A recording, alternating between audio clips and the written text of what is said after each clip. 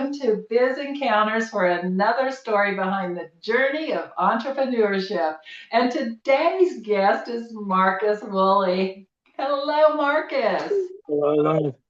We're so excited to have you today. So tell us about your business, the name of it, what you do. All right, so I recently opened like a delivery, curbside pickup little restaurant kind of thing. So the name of it is The Appetite. So that's the name of it, and came up with that years ago. I've been using it for the last 3 years, and I'm just back on the journey of doing it. Okay. So tell me how this curbside pickup thing works. How does that work? So they call, I have a phone number just set up for that and a text message set up for that. They call me, they let me know what they want to order off my menu. Got my menu posted online and everything. And then I bring it out to their curb on the end of the street and bring it to them at the car. And I got a little handheld pay machine. And then I also do delivery. I have my own delivery drivers. Oh my goodness, this is so fun. Talk about making it easy to eat. Yeah. I love it. So, when and why did you start your business? Because I love to cook. It's my passion. Is what when I do it, it feels like nothing else in the world matters. It's kind of my stress reliever, and I just love the journey of the restaurant. So, I started because I know I make a lot of good dishes, and I wanted to be able to serve up my food the way I want to serve it, and give them the big chef um style. I do everything with my little twist on it.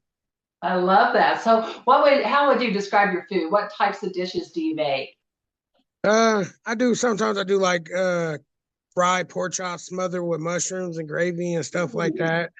I have all kind of different burgers. I do wings, um, just home style kind of foods. I be pulling out my meatloaf. Like I got a meatloaf that I stuff with mac and cheese and wrap with bacon, and I just I put my little twist on everything that I can. Oh my goodness. Sounds like you're cooking like my grandmother did. I love it. My Love favorite thing to home do. cooking. Oh goodness. So, do you have a fascinating or boring startup story that you'd like to share? You said a what?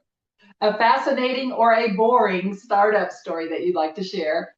I mean, it was kind of fascinating. I started with I really started with selling plates from home and just to like friends and stuff, and they told me it was good. And then like in 2018, I got a chance to open up next to a bar, kind of open up, like do my little thing, and I just got a little glimpse back then to see what it tasted like. So a couple years ago, everything just kind of fell in line for me to have an opportunity to try it, and I went for it. And it didn't go great, but it went great because it let me know I was on the right track. Absolutely. That's wonderful. So, how did you secure your startup capital? Did you just have things in place already, or how did you do that? Just really from the little plates that I was selling and just trying to work up to selling more. I only had like 4 or 5 dishes when I first opened the restaurant, and it was just building up to when I got a little bit of money, I'll get more food and get more food and just keep adding things and just move like that. So, you really started from scratch, didn't you? You really Yeah. did. That is awesome. I did one business like that, and I'll tell you, it turned out to be beautiful. So you don't always have to have a whole lot of money to start a business. So that's a great story right there. So did you have pretty much what you needed to start your business? Like, did you have the cooking stuff, maybe computer programs, things to No, train stuff? Did you have all that in place, or is it stuff you had to purchase? it was stuff that kind of came along with time. I started with one gas stove and just a regular pot to put oil in to fry up some of the food and some regular pans that you could get from Walmart and just kept working my way up. Okay, yes, I love this story. It's so cool. So what are some of your success stories? What worked very well for you? So we have people out here who do like food bloggers. And the food bloggers came out and then I did a day where I did dollar sliders. And it Ah, kind of was something that put me on the map. It got a lot of people to come out there and give me a try. and then they start ordering other things off the menu because the sliders was really good. So it made me grow as a business to get other people to try it. And it was having the food bloggers come out there and write something good and actually enjoy the food and write how they felt and it was good. It just turned it into really big. It turned it into being known, and I would start to get busy after that. Wow, that's amazing. So those reviews and blogs and everything really help to catapult you. So that's why I always tell people get those reviews, so you did good there. That's a very amazing thing to have happen to you. So do you have any failures that you can learn from? I always call it failing forward. So do you have Yeah. any experiences like that? Oh yeah. All three. I mean, from 2018 to now. I mean, to recently, I could say I had incidents where it was failures. I had two restaurants, buildings that shut down because I was still trying to play catch up when I actually did start making money. It was hard when rent is 2,500 and all of that. And I wasn't making money at first, so I was wasting a lot of food because I wasn't getting it off in time. So that's what caused me to close the doors the first time. So Mhm. to be able to, I learned from it by just how I needed to move from that, like how I needed to better structure myself when I first went back into it. As of right now, I set myself up for success. I got a hold of the bloggers and stuff ahead of time, let everybody know I was reopening, and this past weekend was a very big success. Very good, very good. So it's like everything you did was a stepping stone to do better. So that is so cool because really the only failure is if you don't get back up. That's for You know, sure. you got to get back up and just keep going. And so that is a great testimony right there for anybody starting a business. That's for sure. So, who makes up your support team? Is it family, friends? Is it mentors? I mean, who do you have in your life that keeps you inspired and moving? I'll say my church, the pastor at my Mhm. church. Um, just seeing a man of God, and it teaches me and to follow in my faith, and it teaches me to move up. So my pastor, my parents have my back 100%. They pushed me. They were there with me this weekend, making sure everything went smooth. And I do have a pretty good amount of friends that have pushed me to get here too over time, and some new friends that just came into my life that have been pushing me even further too. Yeah, don't you love the new people coming into your life? That's what we Yeah. need. Everybody's speaking. So how would you describe your ideal client? You said what? How would you describe your ideal client?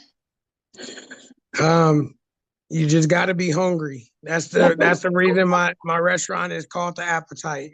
I want you to come with the appetite, so I can feed your appetite. That's I give a lot of food. I do nice sized portions. So and I try to give you really a bang for a buck. It's a hard time for everybody.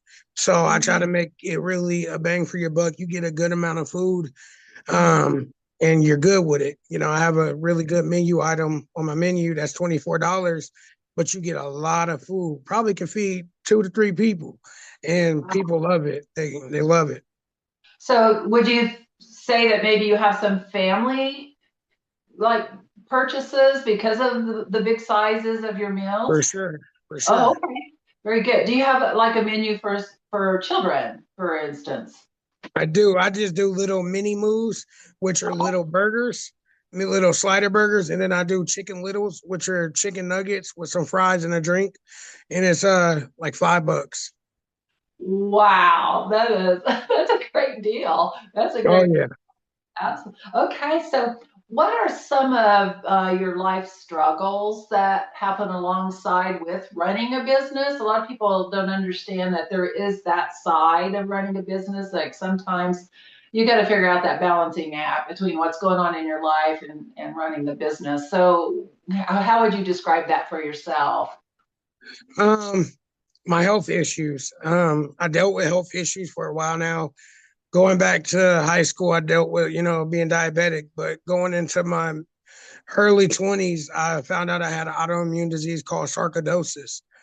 And Oh, any organ on your body can be affected They don't know exactly how sarcoidosis comes along, but it does. And so, running a business while having this, I just get ill sometimes, I get very weak and don't feel good a lot of days or something like that. It goes in spurts sometimes where I may have a flare up, and it bothers.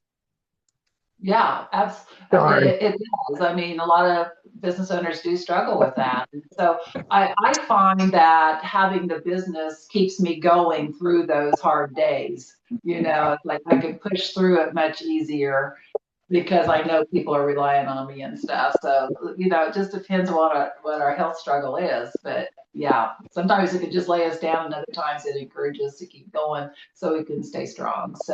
So where is your location at? It's a shared kitchen, in Wichita, Kansas. Address is 926 West Harry. So it's Okay. right at Seneca and Harry.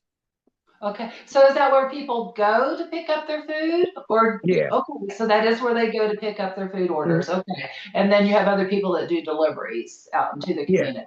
Okay, very good. Okay. I just want to make sure we got that in there. So what words of encouragement do you have for someone who maybe is wanting to start a business, or they're already they're just barely getting started? What words of encouragement would you have for them?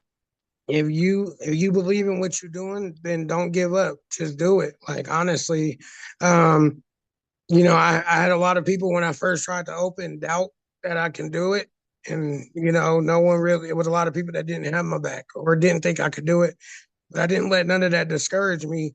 I just stayed, let God lead me, and I just went for it. And I'm glad I did, because I got so many great lessons out of even going for it, even the failure. So just do it. Just go for it. If you want it, go for it. If you believe in what you're doing, go for it. Don't wait. You got to go for it. Yeah, you have to do it without fear. Yeah. I mean, this holds a lot of people back. They're fearful. And so you just kind of have to move past that and just, like you say, go for it. Just jump in.